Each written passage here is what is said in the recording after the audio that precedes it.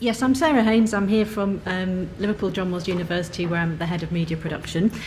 What I wanted to talk about was two projects, one of which, the Button Jar, is a very simple project that was just about generating content by working with users.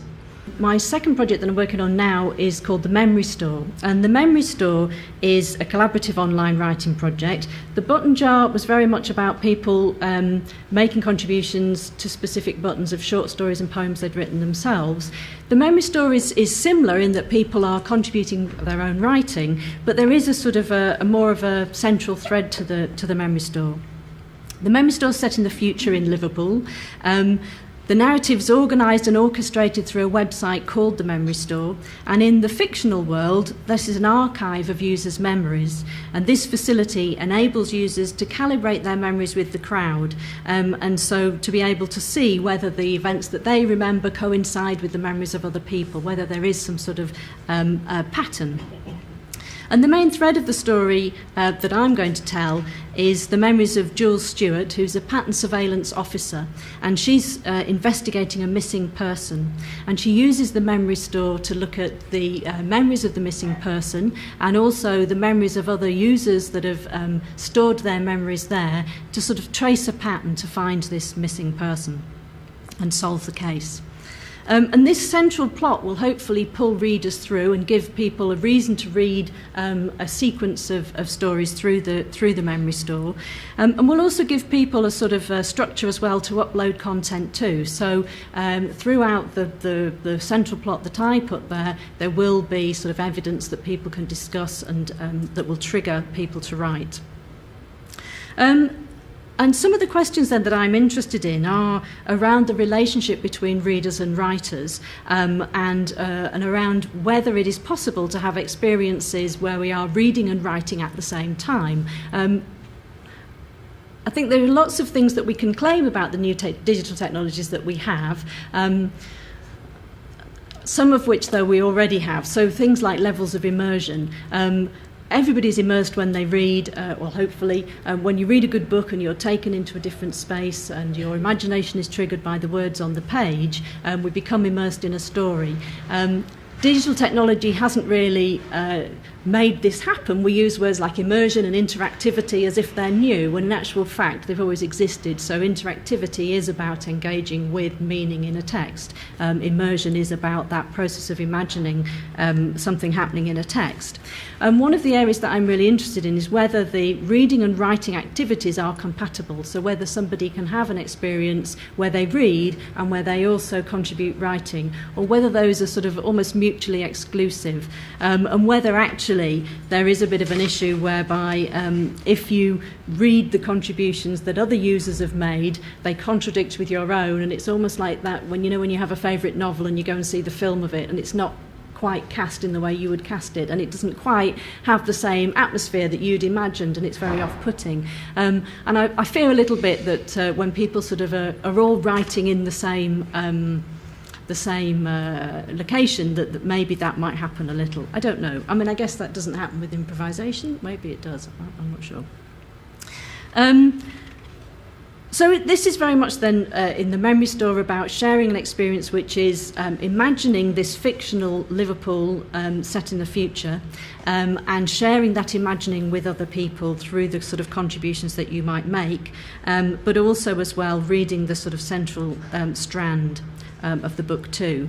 I will be putting the site up bit by bit. There's a bit of it up already, but it's very much a sort of an online live process, so I'm writing it as I go, and obviously therefore it is affected by the contributions that other users make, and the writing that other people put up there.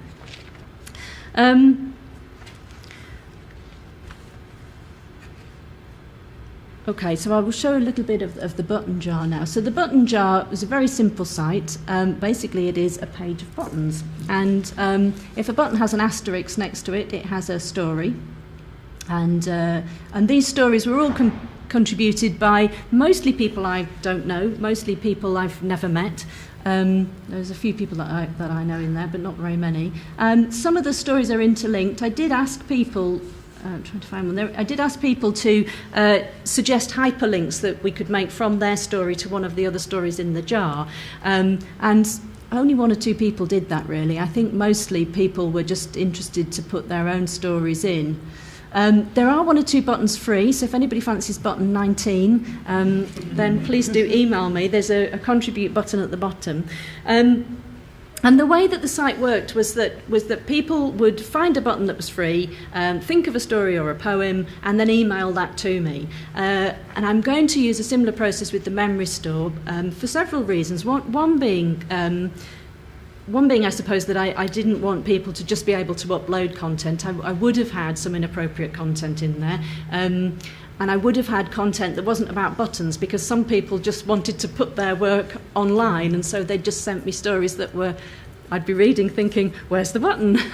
And have to sort of email them back and say, no, this is a button jar, and the whole point is, you tip out the jar, you sort through it, and there's these buttons, and each has a story attached. So, but one of the things that I found with this process, that when I did email people back and say, oh, this little bit here doesn't quite make sense, or there's a few spelling mistakes here, do you mind if we do that?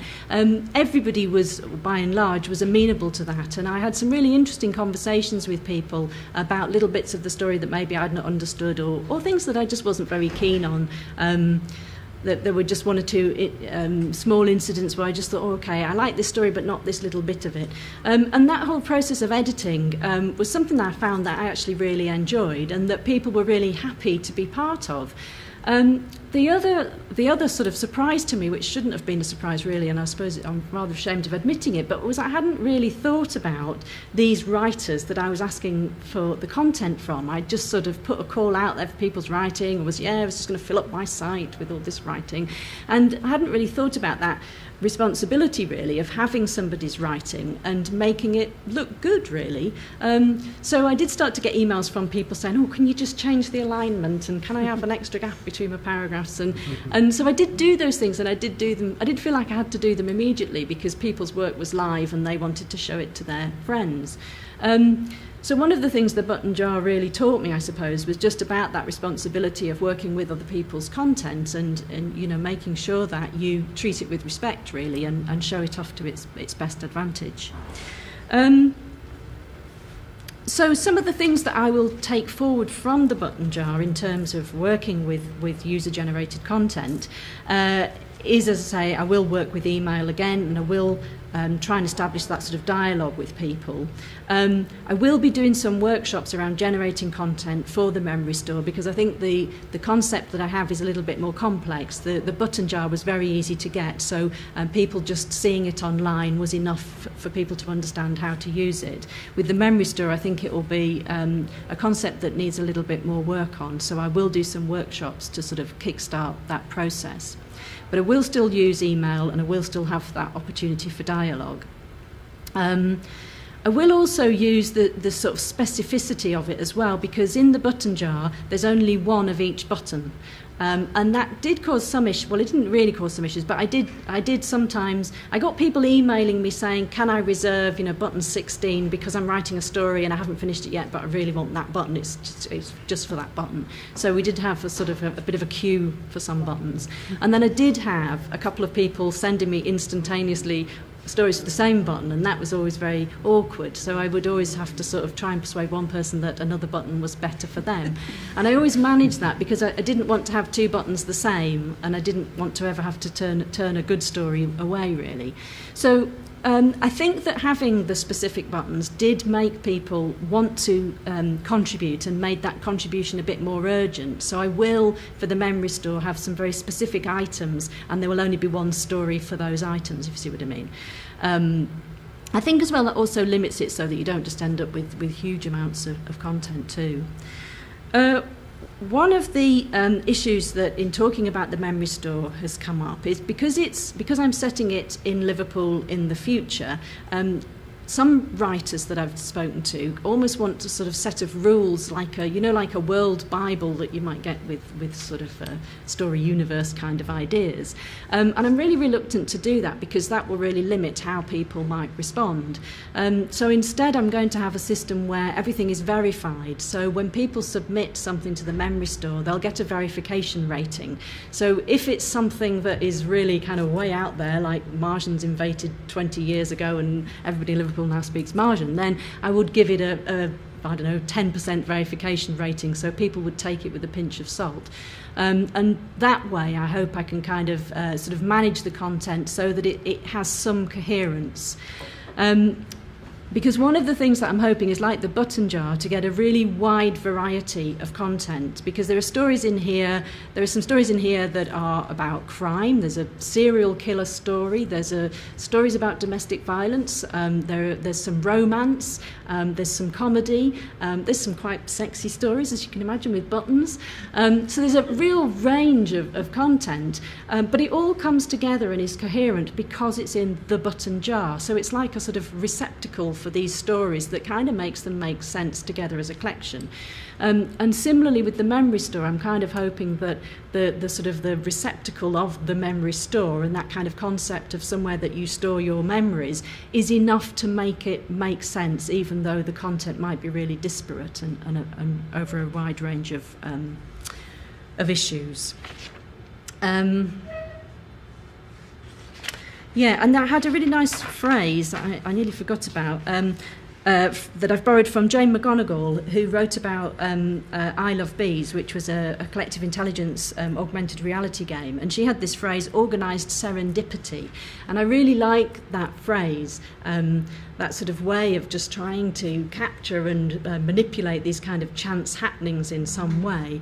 And I've been trying to think about what sort of authorship this is, or what sort of role of the author this is, and I think for me I keep coming back to words about conducting and orchestrating and bringing in and directing people's attention, and bringing in and directing pieces of content, and I suppose a lot of the sort of techniques that I might use in this too do come from my background in education. I've been an academic for 20 years, so giving lectures and workshops is something that I'm very used to doing.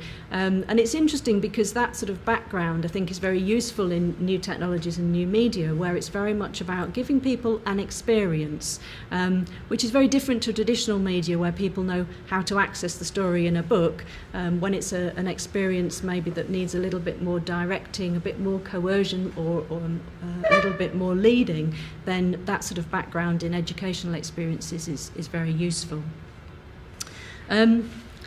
So I think I've jumped around all over the place, but I think I've said everything that I intended to say. Fantastic. So thank you very much.